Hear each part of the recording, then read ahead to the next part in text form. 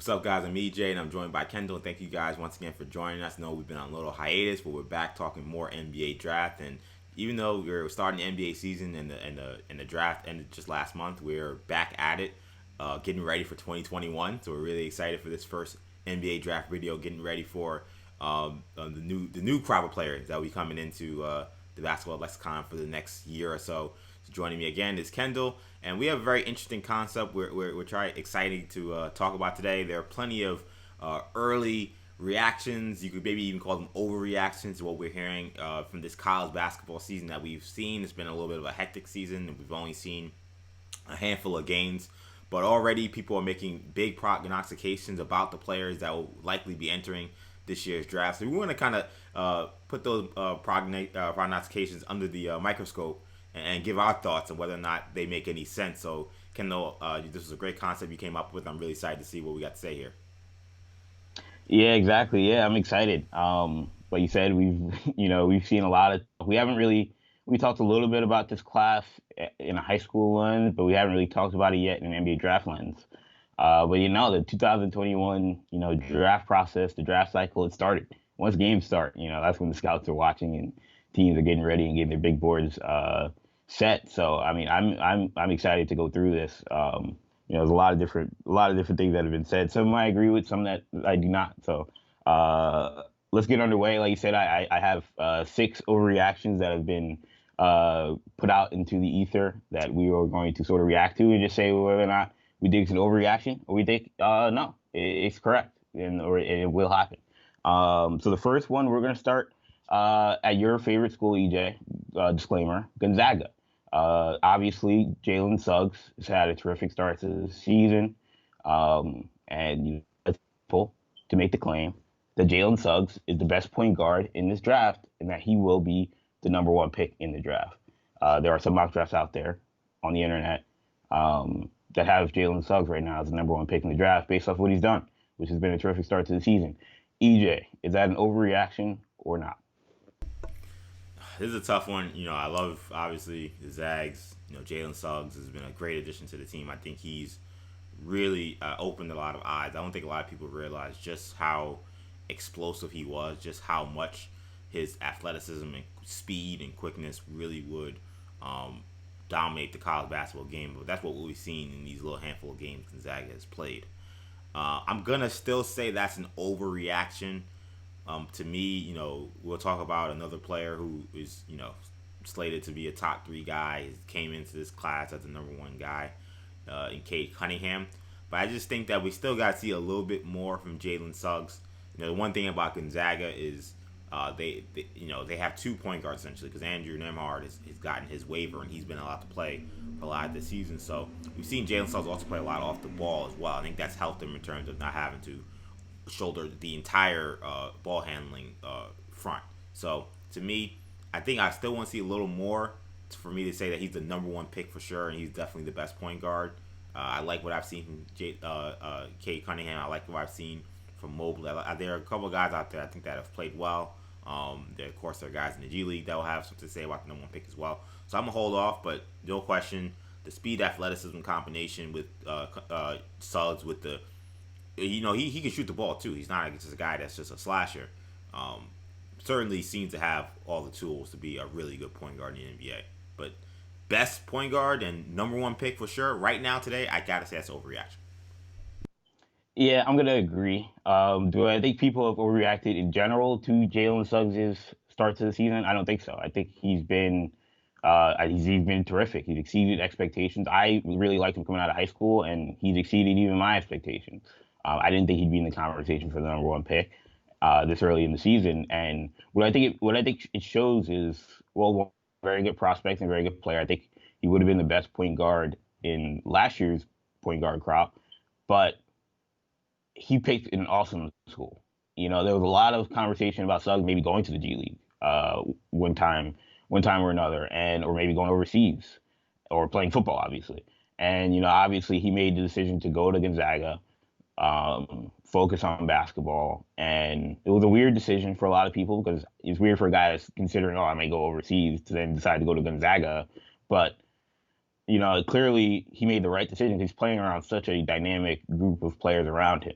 and I think it's made his job even easier. So it's not necessarily to say that he hasn't played great or that he's not a great prospect. I think he is, but I think it definitely is. It definitely has helped him going to Gonzaga versus some of these other guys who are on tougher opponents. I think some of these guys may have to look at that going forward.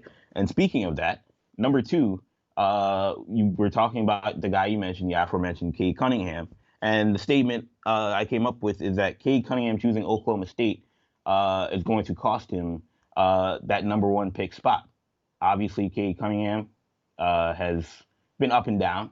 I would think he's been great by any normal freshman measure, but I think there are some people out there that have watched and said, "Oh, look, I mean, he's great, but number one pick." I mean, people have compared him to Luka Doncic and LeBron, and that's been the question is whether or not he's that kind of prospect, and whether or not you know he may not go number one. I mean, that mock draft that I mentioned from him, some of those mock drafts have had him not in the top two. So, EJ, is that an overreaction or is it not? Um, eh, And specifically him choosing Oklahoma right. State. It's the school because that's the thing is that not only I think Cade has played really well this year. I've been impressed with him. I think to me his game and why he's great doesn't match like the hype that he gets. The hype that you get for a guy like of his caliber, you usually think it's gonna be a guy who can score 50, he can jump out the gym, who can shoot from 50 feet out. Like that's not his game, but it doesn't make him still not a great player. So to me, I think that's some of the disappointment we're hearing about people from Cade Cunningham in terms of whether or not the school will cost him the number one pick. I'm gonna say that's an overreaction as well because to me, the only guy of the top guys whose school I think is gonna elevate him is Jalen Suggs. I think that I think USC is gonna be good this year. I like how they've played, but I don't think they're gonna be a national championship contender. And that's of course Evan Mobley. I don't think Stanford's gonna be a national championship contender. The G League guys, obviously, they're playing in the G League, so that's not no school is not going to affect them. So I think that this is going to be kind of a weird crop of guys where, besides Suggs, I don't know if anybody's going to be really playing for anything of note. So I Luka don't Garza? think that no, Luka Garza is not going to be in the conversation for no one pick. So when you consider that, no, I don't think that that's going to affect him really at all. I think that because the crop of guys he's playing with, besides Suggs, none of them will have this great visibility that's going to hurt Cade. So I think Cade's game, you can't teach being 6'8" and being able to run a team the way he does, and being able to show the kind of poise that he shows. He looks like a 5-year NBA veteran when you see him out there. That stuff you kind of just can't teach, and I think that that's not going to affect in terms of him choosing a school that clearly is not going to be competing for any national championship or Final Four. I don't think that's going to affect him not being the number one pick. If you have the number one pick, it's going to be because someone, a Suggs, a Green, a Kuminga, a Mobley, someone played out of their minds and they took that spot from him. I don't think it's because of the school. What I've learned here is that EJ again slandering Luca's on the YouTube channel. Uh, no, yeah, I agree. I think that's not I think it's not an overreact. I think it's not. I think it is an overreaction. Um, I think the question is valid because look, the Oklahoma State pick by Cade Cunningham. I mean, I know his brother's there. I know Mike Boynton recruited him when he was in eighth grade or whatever, but I mean, it was an awful pick from just a draft stock standpoint. If he doesn't care about the draft stock, if he just like that's irrelevant. I can be the number two pick and I'm still gonna be great. Then it's fine. But if we're talking purely draft stock, it did open the door for other guys to maybe be competition. Whereas if you would have went to Kentucky or Duke or one of these places that had immense talent, I think he'd be a no doubt number one pick. And the reason is because he's a guy that, or I mean, obviously he also floated not going to college after the thing happened with it, with the postseason ban, the tournament ban. So that was also a possibility. But um, he's a player that needs naturally, similar to Suggs, needs good players around him to be fully effective. And that Oklahoma State team, they're not awful, but they kind of remind me of the Ben Simmons LSU team, where they have young players that kind of latched on to the Cade Cunningham thing, in part because they want to make it to the NBA, and so because of that, they're not, they're not elite 5-star guys, but they have a lot of 4-star talents and some guys coming back from the last couple of years, but this isn't your typical top 25 program. This is a program that's kind of just was kind of thrown together last minute, this roster. And, we're expecting them to play at a high level. And I mean, they don't look like certainly don't look like a tournament level team, regardless of what happens with their NCAA tournament appeal. And again, had he gone to one of these teams where he didn't have to do everything on offense, um, and he actually had players to facilitate to. It's always great if you're a facilitator when you have weapons to facilitate too. And at Oklahoma State, he doesn't have as many. What I do think has to be considered as well is that this may actually help his development because now, that was his question: is what kind of a killer gene does he have? What kind of a clutch gene? What kind of a scoring instinct does he have? Now we're going to challenge that. We're going to really find out. So scouts, I'm sure, are appreciative of the fact that he's at a school where we can really question his scoring ability. But in terms of his draft stock, there are going to be questions. I cannot wait for when we get to whenever the draft is, June or July or May or whenever it is. When we hear the questions of, oh, Cade Cunningham, I mean, there are games where he just didn't take over. He looked like he didn't care. And I'm like, well, I mean, that's not necessarily his game. But regardless, I think he will be fine. I think he And we will say stick all the number we say all that, but he's averaging 20. He's averaging 20. and that's what's He's interesting averaging as well. I six think the rebounds, first couple games, 4 or 5 assists. Like, I mean, we could talk yeah, about his takeover ability, and again, sometimes I we think saw it. the height sometimes doesn't match the player. But like when you look at the numbers and you look at how Oklahoma State's played, I mean, in terms of like they're Yeah, not a great team, but he's the reason why they're winning any of the games they're winning. we saw it in the game against Oral Roberts. He had, I think, 29, and I mean, he took over late in that game. I mean, in isolation, um, just breaking guys down in ways that's what people want to see. And it's funny, the guy that was doing that game, the color analyst, made a comment that like he's one of those guys where you watch the game and then at the end of the game you kind of look down at the box score and you see that's 25 or 28, 29, and you're like, wow, how did I didn't see all those points, but he's very smooth and methodical, and he's ultra consistent. Every play he's locked in. Very few lapses of judgment. And I think we've seen his quickness has gotten better because of the vegan diet that he's been on, and he's lost weight and he seems to be quicker. Not sure if all of his strength is there, but he certainly has that point guard quickness now. Yeah, I'm excited to see how he plays the rest of the season. I think that again, I know they're undefeated at the moment we're doing this video. Um, they're not a great team, so I Yeah, think and they'll make the conference play. Marquette's lost to everybody, so Right, we'll see we'll see what that means and right, but I will say that I don't think that him choosing Oklahoma State's going to have any effect on his draft stock. All right. So the third statement, you mentioned Evan Mobley, big man out of USC. He's had a terrific season so far, but hasn't really matched up against any elite bigs. Um, the statement I'm going to make is that Evan Mobley is the best big man prospect since Carl Anthony Towns, going back to the 2015 draft. EJ, is that an overreaction or not? That is an overreaction. And I'll say this: I think that I have been very impressed with Evan Mobley because I think of the top guys coming into this college season. Obviously, again, we're not able to see Kuminga, we're not able to see Green. He was probably the one guy I kind of looked at and said, okay, what's he about? Is he really gonna match the billing? Because bigs, you just never know. A lot of times, sometimes the bigs going to the wrong team really could affect. I know we're talking about Cade Cunningham, but with big, I mean, you go to the wrong team, your stock could plummet. Scala this year. Right, the first guy I think about was Gal Bissier, who was talking about the Nick top Great. 5 pick, and then now he's a Nick guy. So that means a lot.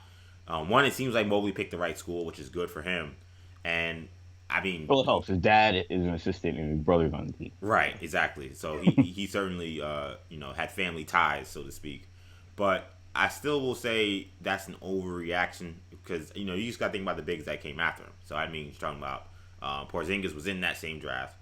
You're talking about Right. DeAndre Ayton. What other bigs are we talking about? Who been Bam Uh, Adebayo, yeah, uh, Bagley, Carter, Bagley, Carter. Wiseman. Yeah, I mean James Wiseman last year. Yeah, he's not.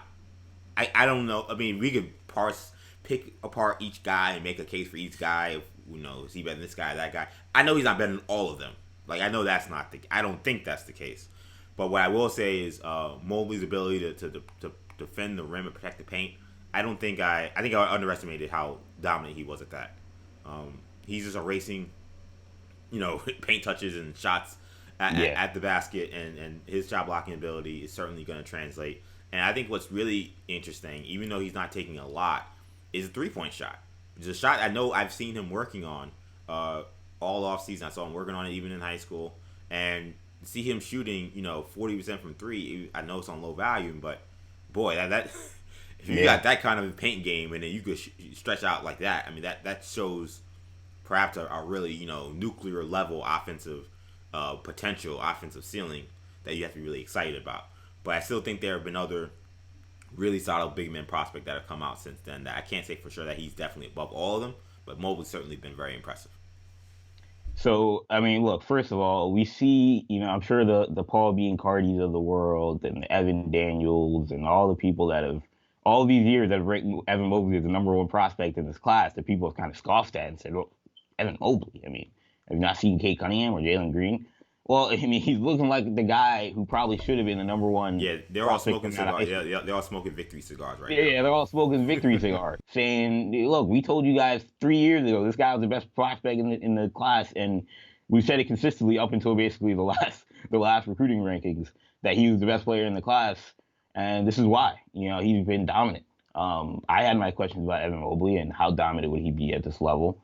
I definitely saw the upside, but I mean, if you watched the game a few years ago where he matched up against James Wiseman, and it was, he was the number one junior and Wiseman was the number one senior, and Wiseman just looked more mature. He looked like a guy that, this guy can play an NBA game. Mobley looks like he has a lot of work to do, but it looks like he's put in that work, and that jump shot is there. Like you said, the rim protection is there, and those are the two keys in today's NBA. And we already know he has a skill set in the post as well.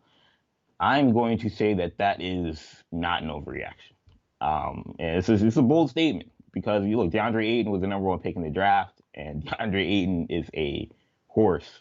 He's a monster in the paint, obviously. But I had my questions about DeAndre Ayton back then.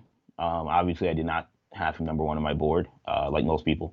I had Luka Doncic, but I had my questions about DeAndre Ayton, and he's even then was not the rim protector you would have loved. You would have loved him to be. Not necessarily an elite rebounder. And we'll see what Mobley is when he goes up against that level of competition.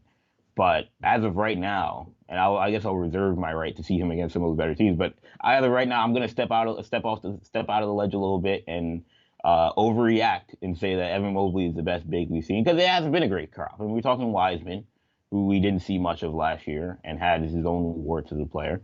Mobley's much more skilled than Wiseman, at least on the perimeter. It seems to have a little bit more of a consistent jump shot, at least. I like his form a little better. And some of these other guys we're talking about, Carter, Bagley, guys that aren't special big prospects. Like you said, Bam, guys that, coming out had a lot of warts themselves. So I'm gonna say Mobley is that guy.